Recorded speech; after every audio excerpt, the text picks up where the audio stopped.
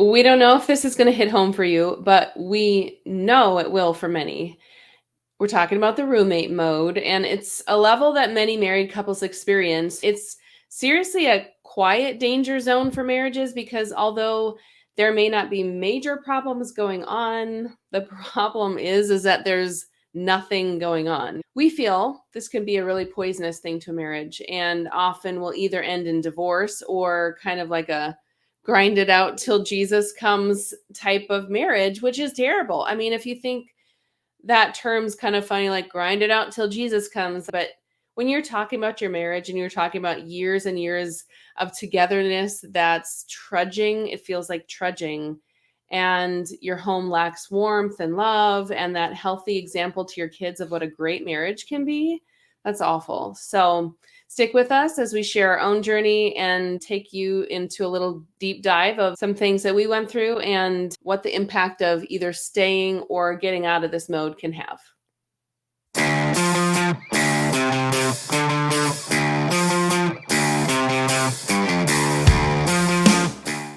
So the roommate mode is when you've been together for a while and the honeymoon phase is over and life is happening. It's when you've moved from the blazing fires of togetherness and passion and intimacy in your marriage to more of just, a slow smoldering pile of coals that could go out at any minute. Yeah. And I honestly think that probably 100% of marriages experience this at some point or to some degree.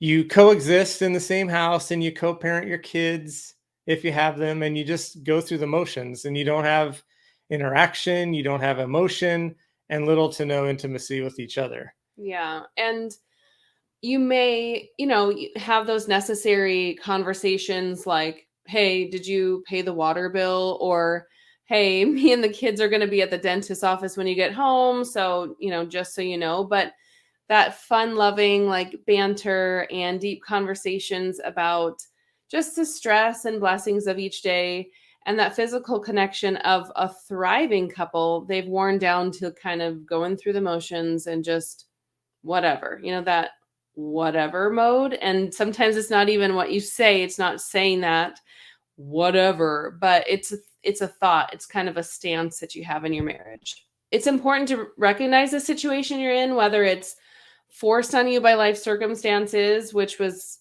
ours, and we'll talk about that a little bit, or of your own making, but you can think about it and think of ways that you can improve things to keep your relationship close. Yeah, if it's life circumstances, and you can be intentional about maybe rearranging some things in your schedule or whatever so that you can make sure to have time together.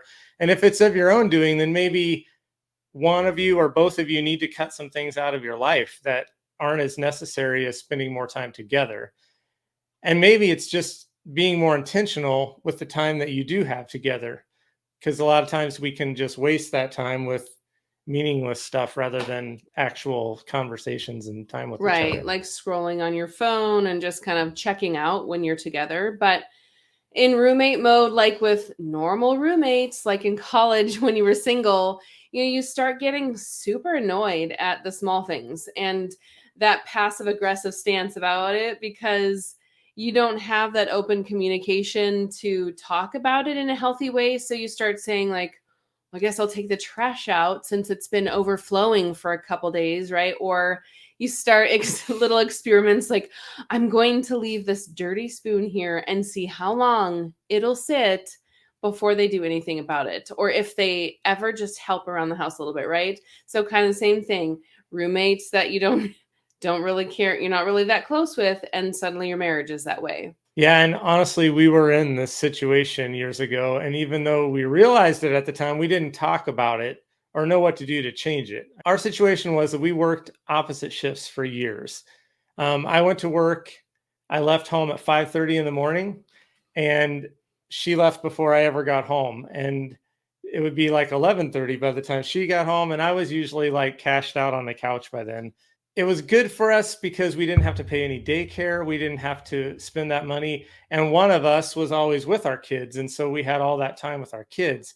But it wasn't very good for the two of us. Like we just didn't have any time together, really. Yeah. So the reason why I worked in the evenings was because I worked shift work at the hospital, so we could work it out to split it almost almost down the middle.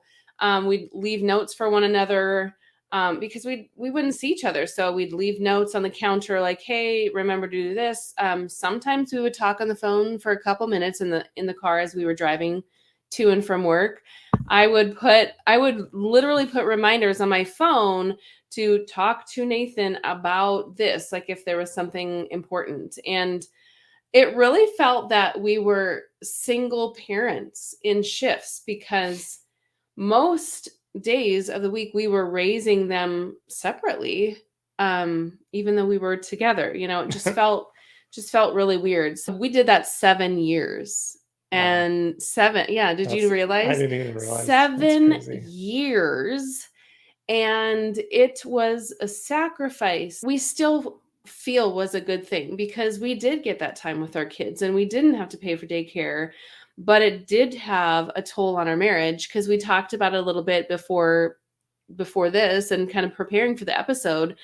And I was like, yes, we could have done things differently. We could have been more intentional, and we'll talk about ways that we think would have helped, but we didn't realize the toll it was taking, I guess, on our Right. marriage. Right. And having kids just brings a whole new dynamic to your marriage, because all of a sudden you start focusing on them. And so all of a sudden you're consumed with all the kid things and you put their needs over everything. Like, I don't care, you're hungry. The baby needs fed right now. Right, ladies? Or like, get your own meal. I'm busy right now. Yeah, or I know you're tired, but it's your turn to get up and take care of the, all that stuff. People around you stop asking about you. They're asking about your kids. How are your kids? And, we understand that. Like, kids are important and that's kind of what your focus is. But at the same time, if nobody's asking how you are or what you're up to, then it's easy to start maybe not caring either. Right. So because before kids, you're talking about, we're working on the garden together and we're landscaping and all those things. That's over when kids come, and people don't care. They don't want to hear about the landscaping. They don't want to hear what's going on. They want to hear about the baby. They want to hear when you're having your next one, and everything's just total kid mode, right? So, and when you have kids, just that ability to, hey, let's go grab supper somewhere, or go on a little date night or a little weekend getaway. It's over. It takes a ton of planning, and then you have to have someone watch the kids, and you might be paying the babysitter, but you don't have the money for it. It just is the calm before the storm for problems coming up. So if you're in roommate mode right now, I just want you to know you're not alone. And it's a rough time because you feel the distance between you, and it's almost awkward to try changing it, especially if only one of you wants to work on it or is recognizing it. Just know that it's not a problem with just you. Like, everybody goes through those stages of marriage, and it's hard. I mean, it honestly is. And looking back on it, we can see that it was harder than we even knew at the time. Like, it caused stuff that we didn't even know about. Yeah, because when this happens, it's like you're in a river on a boat and you get in. You're like, where are you going with this, right? But you get into the boat and you're not even paddling. You just want to enjoy the day. And suddenly you kind of wake up to what's going on, and you're so far away from where you started, and you're so far apart from each other. So it would really make more sense if you were like in your boat and I'm on the shore. Okay, so the analogy is coming together here, but you know what I mean, though, that you float so far without even realizing how far you went, that suddenly you look back and you're like, whoa, wow, like where have we come and gone? And you feel so distant, and it is awkward. It's awkward because you feel guilty. Stuff just starts festering a little bit. And then to have that conversation, if both of you aren't wanting to work on it, it's really hard to start that conversation. I think we even did sometimes, like, so we really should probably have a date night, or we really should. And then the other one, depending on how how their day went, then the conversation might be like, yeah, I guess, and then we don't even, and then because how he responded, then I wouldn't pursue it anymore. And then I'd be like, fine, well, if we have to change, then he's going to have to be the one that does it. It's really hard. So a few things that we came up with that we recommend to either prevent it from happening or try to get out of it too. It's kind of a twofold thing. So, first of all, talk about it. I mean, talk about it now and look at your situations now. But when you talk about it, you want uninterrupted time to do so when emotions aren't flaring and when you have plenty of time to start and end the conversation well. A second way is just to be more present. Ask how each other's day goes. Acknowledge each other when you come home. Like, make that a special moment when you say hi, and like, Yeah, not that's a good just point. let them walk in and not even say anything. Ask what you can do to help them, or what you can pray about with them that they're struggling with it at that point, or whatever. Spend 5 minutes talking and 5 minutes praying at the end of the day. And it doesn't have to be at the end of the day. If you Right. guys are seeing each other midday or in the morning is the best time, but just, sometime in that day. Um, I would also say try to enjoy what they enjoy sometimes. And that's going to bring that presence together.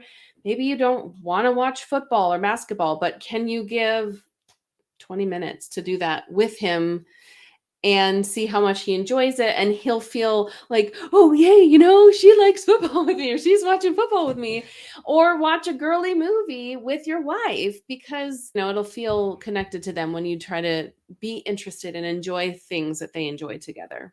So the next one is intimacy, and intimacy doesn't always have to just be in the bedroom.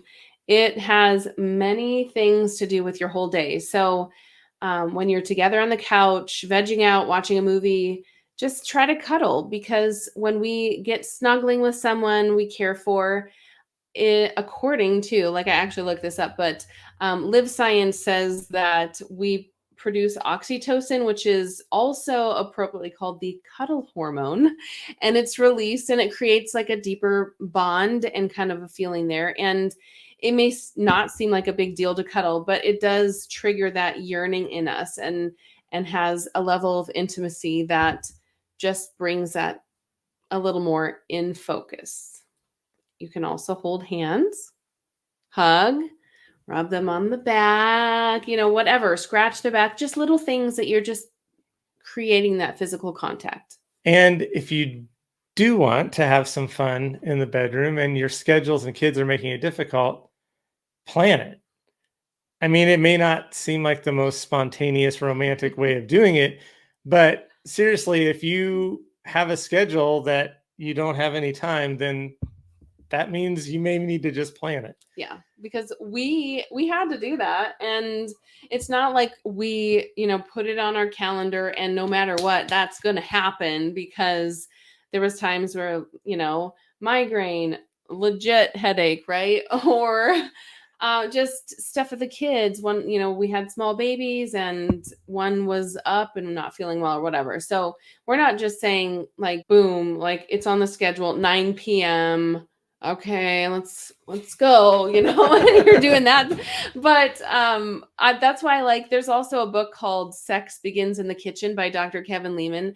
And basically it's about how, well, I mean, you can take that literally too if you want. But in summary, it's talking about how a woman's more inclined to intimacy if she's being cared for outside of the bedroom. So help her with the kids, help her clean up the kitchen, and just build that closeness outside of the bedroom, before your scheduled time, if you have to schedule your time. But always, just try to create that sense of intimacy. Those are just a few ideas. Feel free to comment below if you're watching this on YouTube, or you can email us if you're listening on podcast. But share some things that have helped you guys, keep it spicy and to prevent that roommate mode from kicking in, because it is when it's going to happen, not if it's going to happen. So we really need to be aware of that.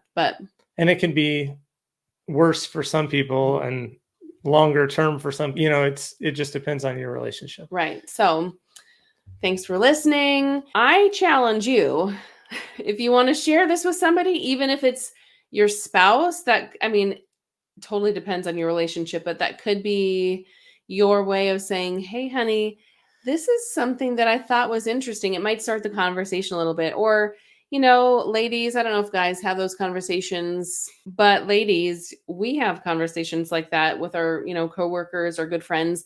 And so if you have a good friend or family member or whoever that you feel like they've kind of been struggling with this, just share this out to them.